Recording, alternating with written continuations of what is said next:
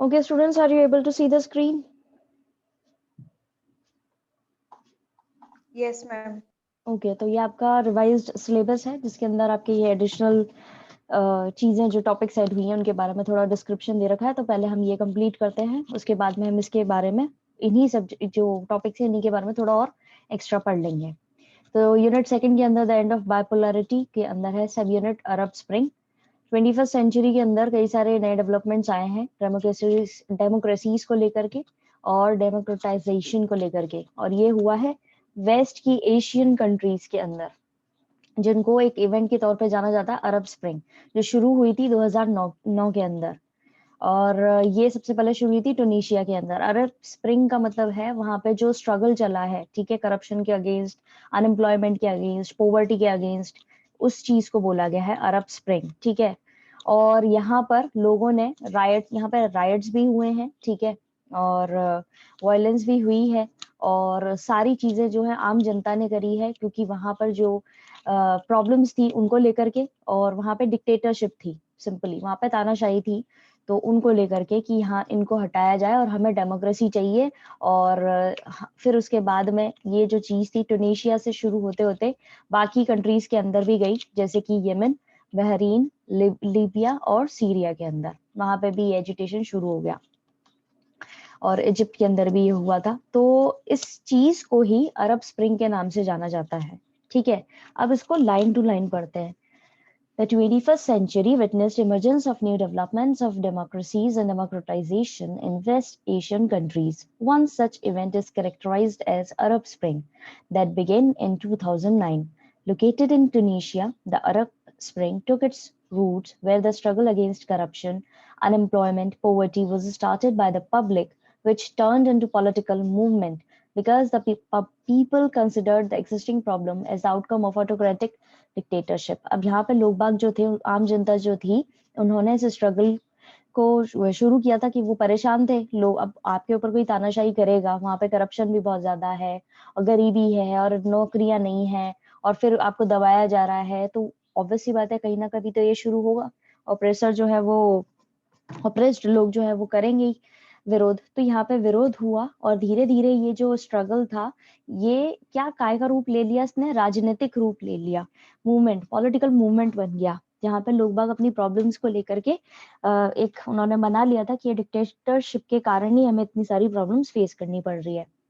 The demand for democracy that started in Tunisia spread throughout the Muslim dominated Arab countries in West Asia। West Asia के अंदर demand जो थी democracy को लेकर के वो शुरू हुई थी तो टुनीशिया से, फिर धीरे धीरे बाकी दूसरी मुस्लिम कंट्रीज जो थी, अरब कंट्रीज, वहां पे भी ये फैलने लगी। Hosni Mubarak, who had been in power in Egypt since 1979, also collapsed as a result of the massive democratic protest। अब होसनी मुबारक करके एक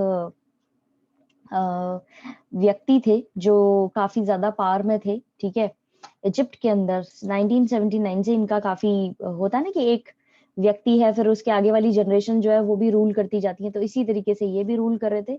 इनका भी काफी विरोध हुआ, डेमोक्रेटिक प्रोटेस्ट हुआ, और इसके कारण इनका जो रूल था वो भी खत्म हो गया, ठीक है।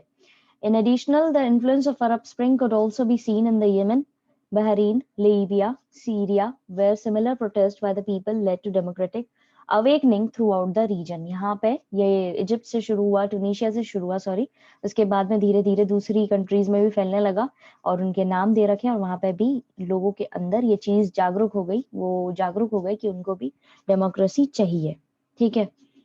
ये तो था जो आपके इसमें मेंशन था। अब इसके बारे में थोड़ा सा और पढ़ सकते हैं हम गूगल से, ठीक है, क्योंकि अभी तक इस चीज का आपकी पर्टिकुलर सीबीएसई की तरफ से कोई ज्यादा दिया नहीं है मैटर पढ़ने के लिए, तो अगर आपका मन है तो हम थोड़ा सा और गूगल से पढ़ सकते हैं, ठीक है। समझ आया, किसी को कोई दिक्कत?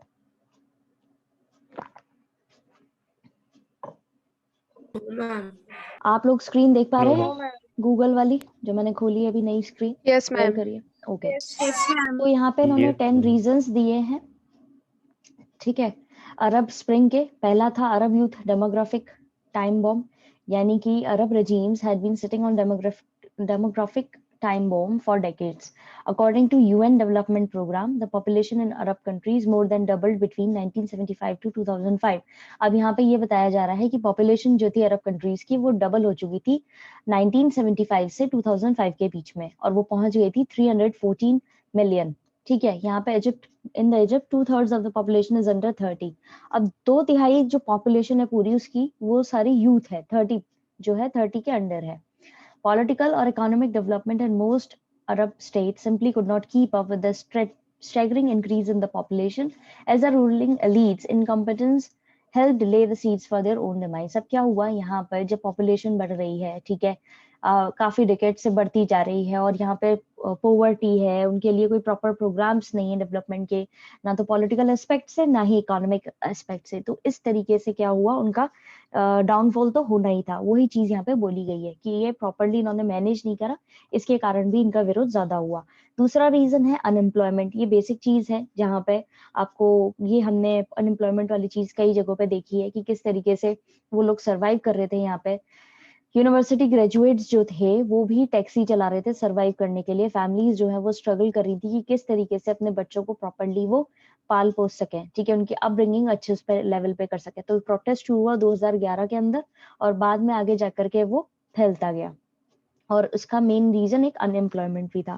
फिर तीसरा था एजिंग डिक्टेटरशिप। एजिंग डिक्टेटरशिप का मतलब है कि काफी समय से यहाँ पे डिक्टेटरशिप चली आ रही थी, ठीक है। इजिप्शियन लीडर होस्नी मुबारक जो थे वो पावर में थे 1979, जो कि हमने एनसीईआरटी में पढ़ा है, उसके अकॉर्डिंग चलना है हमें, क्योंकि यहाँ पे 1980 लिखा हुआ है, लेकिन अपन 1979 से ही करेंगे। Tunisia Ben Ali since 1987, while Muammar al-Qaddafi ruled over Libya for 42 years. जब यहाँ पे सब जगह का दे रखा है, जहां जहां भी ये अरब स्प्रिंग हुआ है उन जगह के बता दिए कि ये डिक्टेटरशिप चल रही थी इतने समय से और इतने सालों से। तो वहां पर ये जो एजिंग रेजीम्स चल रहे थे, यानी ये काफी समय से जो ये चीजें चली आ रही थी 2011 तक, उसको बहुत ज्यादा गुस्सा आने लगा उन लोगों को वहां पे, ठीक है। और क्यों आने लगा, क्योंकि एक तो वहां पे बेटर ऑल्टरनेटिव्स नहीं थे किसी भी चीज के, ना उनके ऊपर कोई प्रॉपरली सरकार का वो था रोल, ना ही कोई चीज थी, इसीलिए वो लोग वहां पे डिमांड कर रहे थे, ठीक है। और यहीं पे इसीलिए यहाँ पे इस्लामिस्ट जो है वो इस चीज को टेक ओवर कर रहे थे कि हम हमारे तरीके से रूल करेंगे, ठीक है। ये चीज यहाँ पे चल रही थी। लेकिन आपके जो एनसीईआरटी के अंदर डिस्क्राइब कर रखा है, आपको आंसर अपना उसी तरीके से लिखना है।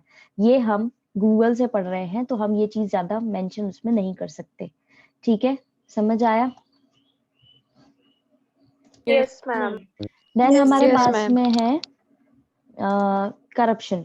करप्शन जो है वो ऑब्वियसली बात है, करप्शन कहीं पे भी होता है तो इकोनॉमिक हार्डशिप्स तो झेलनी पड़ती है लोगों को, कि आर्थिक दिक्कत है उनको वहां पे झेलनी पड़ती है, अपना नॉर्मल काम कराने के लिए भी उनको देनी पड़ती है, ब्राइब करना पड़ता है।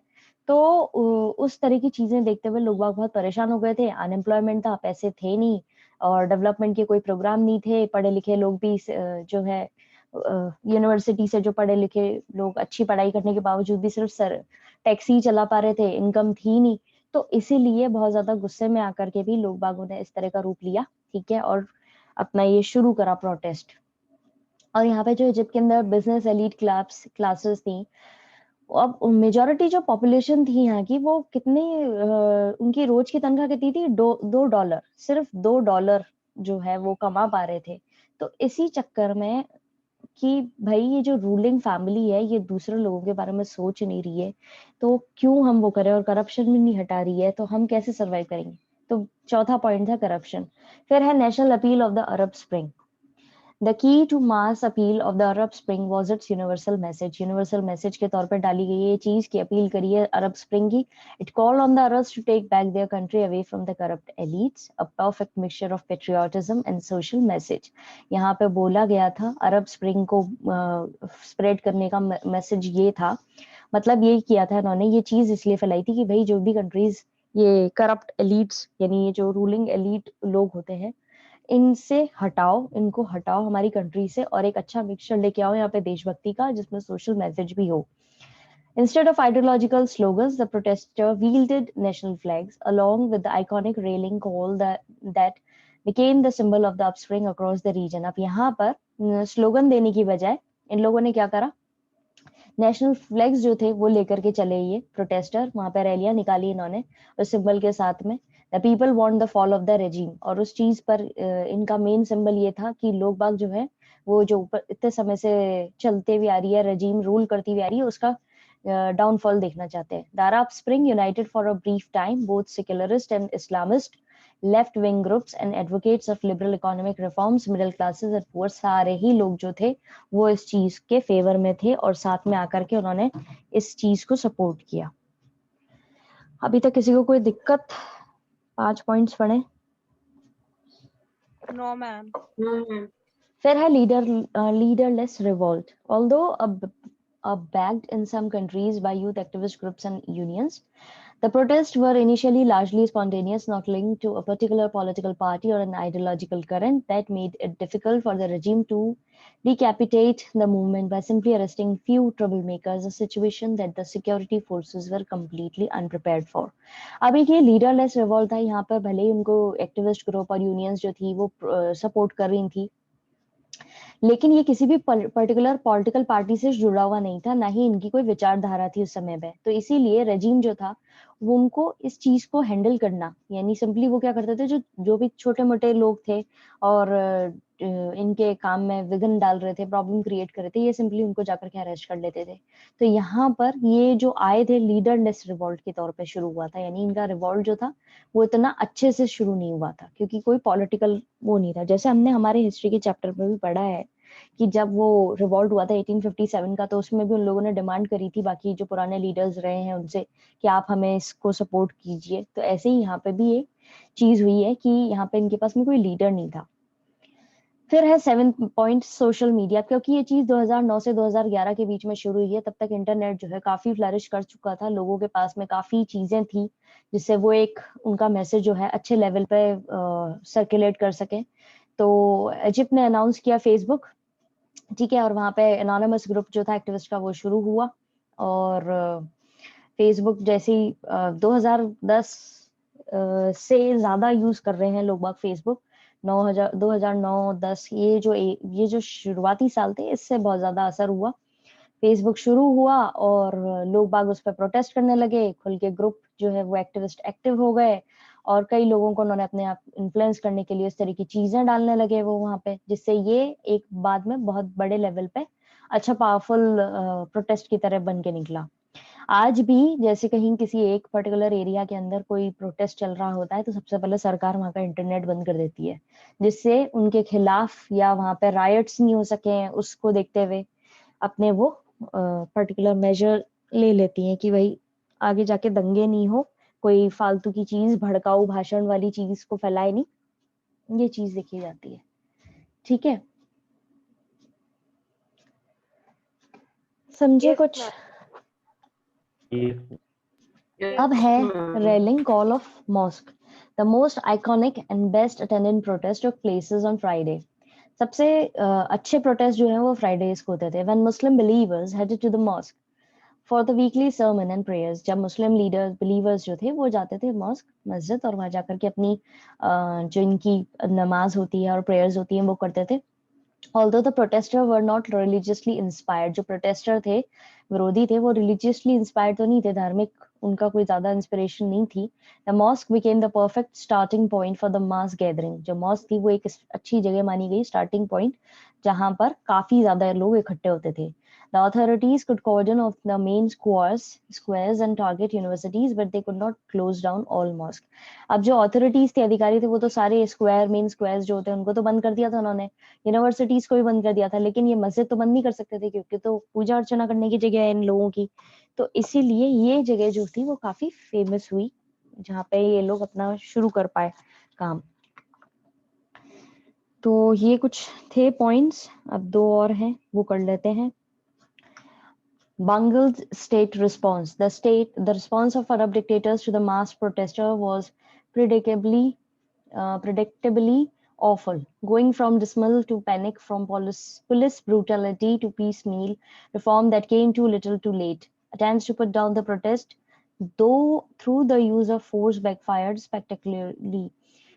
In Libya and Syria, it led to the civil war. Every funeral for the victim of state violence only deepened the anger and brought more people to the street. अब क्या हुआ, अरब के डिक्टेटर्स जो थे, उन्होंने ये जो मास प्रोटेस्ट उनके खिलाफ चल रहा था, वहां पर उन्होंने इसको बहुत गलत तरीके से हैंडल करा और वो लोगों को भगाते थे। पुलिस जो है ब्रूटलिटी दिखा रही थी, अपनी लोगों को मार रही थी और हटा रही थी। अब जिस तरीके से चीजें वो हैंडल कर सकते थे उस तरीके से वो कर रहे थे, क्लमजी तरीके से बहुत काम कर रहे थे इस चीज को। बैकफायर शुरू हो गया था इस चीज को लेकर के, काफी प्रोटेस्ट की ये ढंग से इनको हैंडल नहीं कर रहे हैं। लीबिया और सीरिया के अंदर तो सिविल वॉर शुरू हो गया, क्योंकि अब ये प्रोटेस्ट कर रहे हैं और वो लोग इनको भगा रहे हैं, तो ऑब्वियसली बात है चीजें तो गंदी होनी ही है। हर जो एक फ्यूनरल हुआ करती थी किसी भी विक्टिम की, पीड़ित की, वो और वायलेंस क्रिएट कर देती थी, वहां पे और गुस्सा भर देती थी उनके लोगों में। ये चीज यहाँ पे बोली गई है। यहाँ पे कुछ आपको नीचे पिक्चर्स देखने को मिलेंगी। हमने इनको ओपन तो नहीं करना है, बस ऊपर से सिंपली देख लो कि किस तरह की चीजें थी, कि अरब स्प्रिंग का इम्पैक्ट क्या रहा है, या किस तरीके से विमेन और मेन जो है साथ में आए हुए हैं, वो भी अरब कंट्रीज के अंदर जहाँ पे विमेन के ज्यादा अधिकार नहीं होते हैं और उनको बहुत ही तहजीब तमीज और बहुत ज्यादा कायदे कानून के अंदर रहना पड़ता है। तो वो लोग भी मिलकर के प्रोटेस्ट कर रहे थे इस समय में। फिर है contagion effect last within a month of the downfall of the Tunisian dictator in January 2011. The protesters spread to almost every Arab country as people copied the tactics of the revolt, though with varying intensity and success. Broadcast live on Arab satellite channels, the resignation in February 2011 of Egypt's Hosni Mubarak, one of the most powerful Middle Eastern leaders, broke the wall of fear and changed the region forever. अब क्या हुआ, downfall हुआ टूनेशियन dictator का जनवरी में 2011 में। उसके बाद में सब जगह दूसरी कंट्रीज जो थी वहां पे ये प्रोटेस्टर फैल गए और उन्होंने वही टेक्टिक्स अपनाए जो टूनेशिया के अंदर अपनाए गए थे, बाकी कंट्रीज में भी ये चीज होने लगी। और फिर ये अरब सैटेलाइट चैनल्स पे इसका लाइव ब्रॉडकास्ट होने लगा, ये जो चीजें वहां पे हो रही थी। इसके चलते वहां के जो इजिप्ट के होशनी मुबारक थे, फरवरी 2011 में उनका भी डाउनफॉल हुआ, उन्होंने भी रेजिग्नेशन दे दिया। और वो सबसे पावरफुल मिडिल ईस्टर्न लीडर थे, तो उनका फॉल होना था, तो बाकी जगहों पे भी ये चीजें खत्म हुई और जो डर की दीवार थी वो भी खत्म हुई और ये चीज हमेशा के लिए खत्म हो गई। मतलब डेमोक्रेसी जो है वो कहीं ना कहीं एग्जिस्ट करने लगी। समझ आया?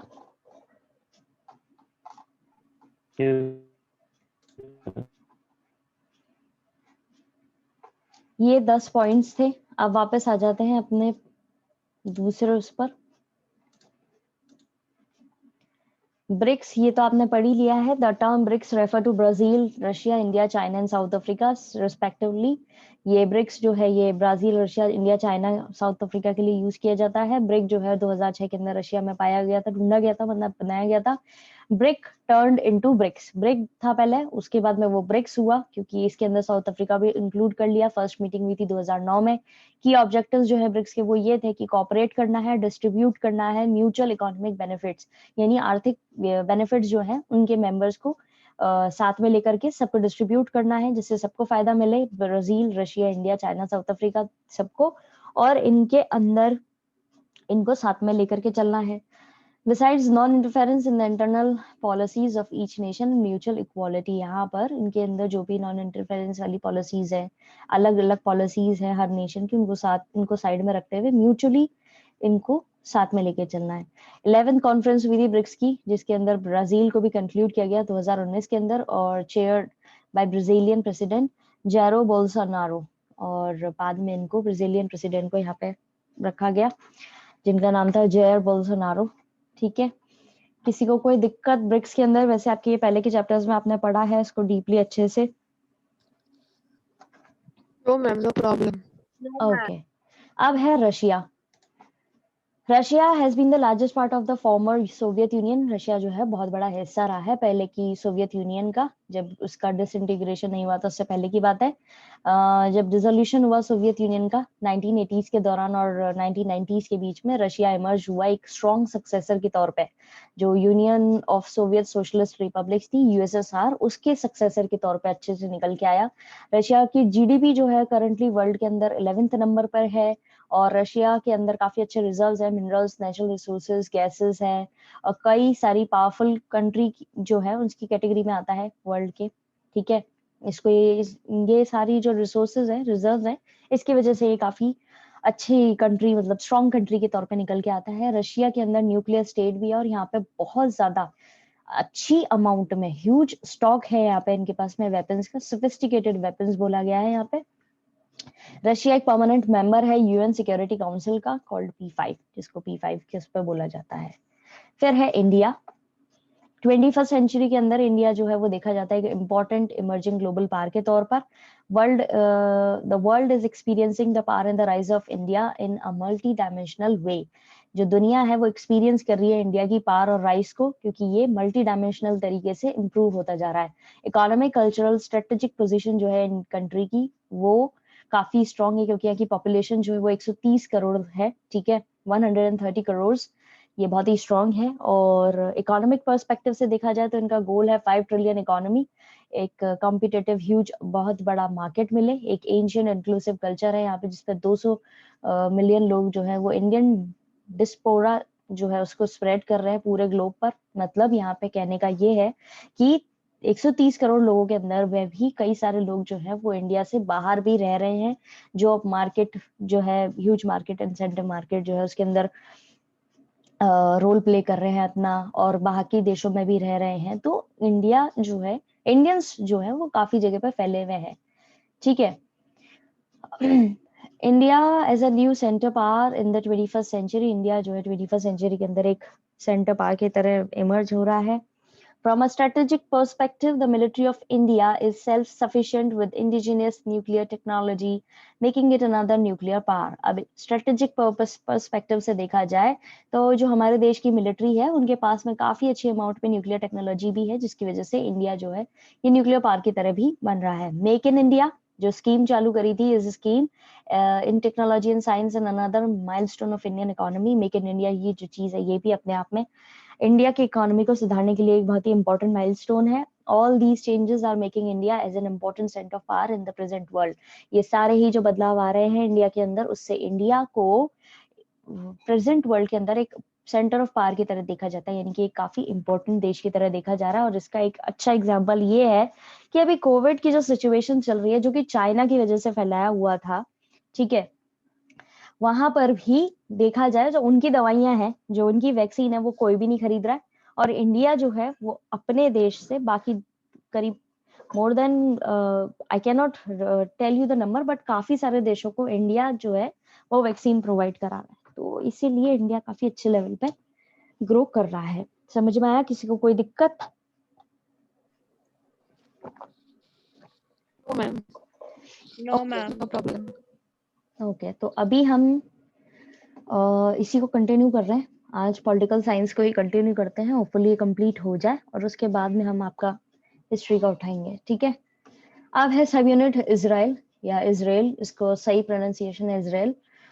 Shown on the world map with a pointer, Israel had emerged as one of the most powerful nations in 21st century world in terms of science and technology, defense and intelligence besides economy. अब 21st century के अंदर Israel जो है वो भी काफी important powerful source की nation की तरह निकल के आया है। इनके पास में भी काफी ज्यादा साइंस और टेक्नोलॉजी है, डिफेंस सिस्टम है, इंटेलिजेंस है इनकी इकोनॉमी के अलावा। ये मिडिल में situated in the middle of the burning politics of West Asian countries, जिनके बारे में भी हमने ऊपर पढ़ा था, उन्हीं के बीच में है इजराइल भी, ठीक है। वेस्ट एशियन कंट्रीज के बीच में इजराइल जो है उसकी काफी हाइट्स मिली है, पॉलिटिकल ग्लोबल पॉलिटिकल स्टैंड मिला है उनको, और इनडोमिटेबल डिफेंस पावर्स प्रोज है इनके पास में, टेक्नोलॉजीज, इनोवेशन है, इंडस्ट्रियलाइजेशन है, एग्रीकल्चरल डेवलपमेंट है। तो ये ग्लोबल लेवल पे भी काफी अच्छा हो रहा है। और कोई अगर देश ग्लोबल लेवल पे ग्रो कर पा रहा होता है तो उसका पॉलिटिकल रोल भी काफी इंप्रूव हो जाता है। तो वही चीज यहाँ पे बोली गई है। Sustaining against adversities is the principle with which a small Jewish Zionist nation, that is Israel, is placed in the contemporary global politics in general, the Arab-dominated West Asian politics in particular. अब इस चीज को आप समझो तो ऐसे समझोगे कि एक छोटा सा देश है जो कि जूविश जायोनिस्ट नेशन है, ये वहाँ के लोगों की रिलीजन कह सकते हो आप, जो कास्ट होती है सब कास्ट उनसे बेस्ड है, ठीक है। और भले ही यहाँ पर काफी एडवर्सिटीज है, अलग अलग चीजें हैं, लेकिन फिर भी एग्जिस्ट कर रहा है और ग्लोबल पॉलिटिक्स पे अपना रोल प्ले कर रहा है। और वो भी तब जब अधिकतर इनके आसपास के जो देश है वो वेस्टर्न एशियन पॉलिटिक्स के अंदर देखे गए अरब डोमिनेटेड एरियाज, लेकिन फिर भी ये अच्छे से ग्रो कर रहा है। अब टाइम ओवर होने वाला है इस वाली सेशन का, तो मैं आपको लिंक भेज रही हूँ, आप उससे लॉग इन करिए और फिर हम ये कंटिन्यू करके कंप्लीट करेंगे, ठीक है? Yes ma'am.